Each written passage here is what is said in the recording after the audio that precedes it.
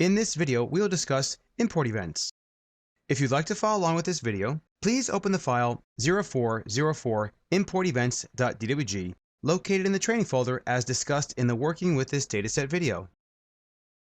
Import events display each of the imports a user has done and stores them in the survey database. When you import survey data into a survey database using the Import Survey Data Wizard, it is imported and an import event is created in the survey database. The import events functionality not only gives you a record of the imported survey data, it also allows you to quickly reprocess that survey data if, let's say, the external survey files or Civil3d settings and styles have changed. Before proceeding and actually importing some survey data, let's go ahead in the Survey tab and create a survey database. To create a survey database, right-click on the Survey Databases collection and select New Local Survey Database. We'll call this one Proj1. Notice the collections are all empty because we have nothing in them yet. Before we proceed, let's go ahead and turn the change log on so we record everything that we do to this survey database. Right-click on the Survey Database Proj1 and go to Edit Survey Database Settings. I'll minimize all and then expand the change reporting, and let's go ahead and turn on Logging Enabled. Click OK, and we're ready to go. First, let's import the EG points, the existing ground points. I have a CSV file that the surveyor gave us, and they told us it was in PNEZD file format. To create a new import events, right-click on the import events collection and select Import Survey Data. I do not need to create a new survey database, but notice that you could go in here and create one here if you needed to. I'll click Next. Notice the source types that you can import. You can import the old Autodesk Fieldbook file format, a LAN XML file, point file, or if you happen to have points from the drawing that you've created, you could actually import them into the survey database and store them in there, as there are some advantages to that functionality, which we will discuss when we talk about survey points in another video. So we want the points file option. I'll go ahead and click the plus sign. Notice that you can select more than one, but as of right now, let's just select the points-eg.csv file. This is located in the Civil3d Projects Learning AutoCAD Civil3d Infinite Skills survey folder. I'll select Open, and I'll make sure that I select the correct point file format, which is the PNEZD comma delimited. Notice the check mark that says it matches the selected point file format. You can also see a nice little preview to make sure that it does match exactly as it states it does. Click Next. We do not need a network, as these are just simply GPS points that were used to collect data. Click Next again, and in the Import Survey Data Import Options area, let's take a minute to look here and see what options are available. So this is simply the final chance to actually make any changes. You could also hit the back button as well, but you also have some other options to process the line work upon import. We will go over line work processing and line work code sets in a future video. But for now, we'll just toggle on Yes. Make sure you're using the Infinite Skills Figure Prefix Database, which we discussed how to connect to in the Survey Database Overview video. And then for the rest, leave the defaults. And for an import event name, we actually want to give this the topo points collected from GPS. And you can give it the same description if you want to.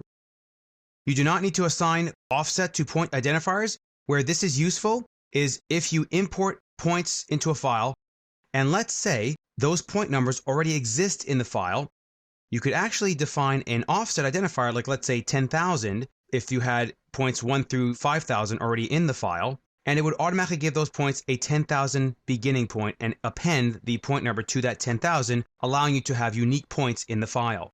If you had a network, you could insert the network object, and these two toggles will insert the figure objects and survey points based on the figure prefix database and the line work code sets, which we will discuss in future videos. I'll click Finish. There are my points, and there are my figures, just like that. I now have an import event that is stated as we called it. Let's create another one, and let's say the next day the surveyors gave us the bridge points. So, right-click on Import Events, click on Import Survey Data. We want to attach it to the same survey database, same point file format, and now we have a separate file called bridgepoints.csv located in the same dataset folder as the points.eg.csv file. Click Open. Make sure you have .pnezd as a selection for the point file format. Click Next. We're not creating a network as these two are also GPS points.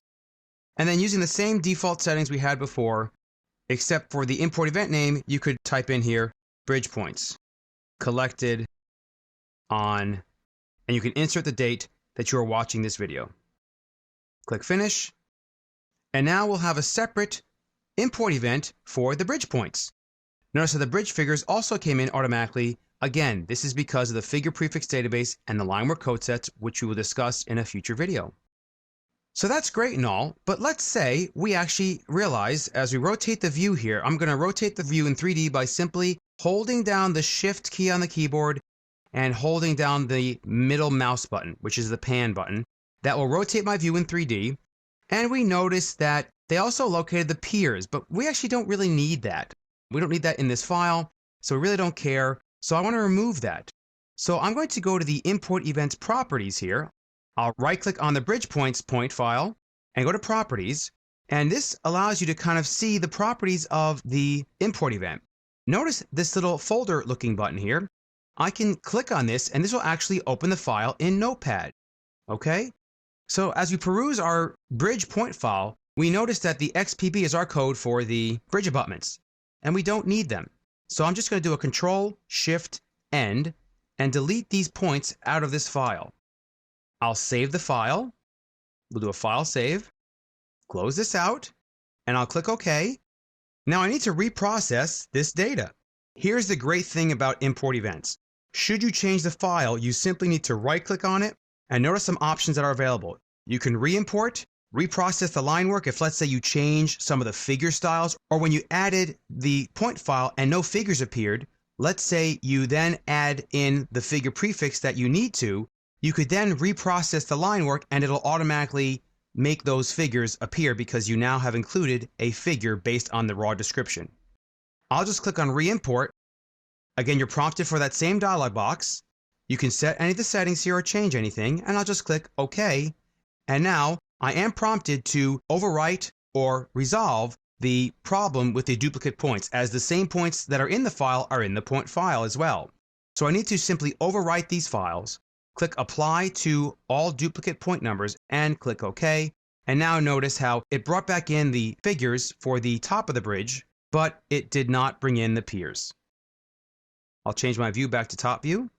Points will appear because, again, the style is telling those points how to display in model view and in top view or plan view. So just to point out one last thing, what's really great about Civil3d and survey databases is that you can right-click on the survey database and you can actually see what you've done. So if, let's say, you work on another project, you come back to this project 10 days from now or a few weeks or whatever, you can go to the Display Change Report, and as long as you turned it on, you can actually see what you've done. So as you can see, it'll tell you what import events have been changed and what survey group was also added and so on and collected. And that's what makes this functionality pretty good for surveying. This concludes this video discussing import events.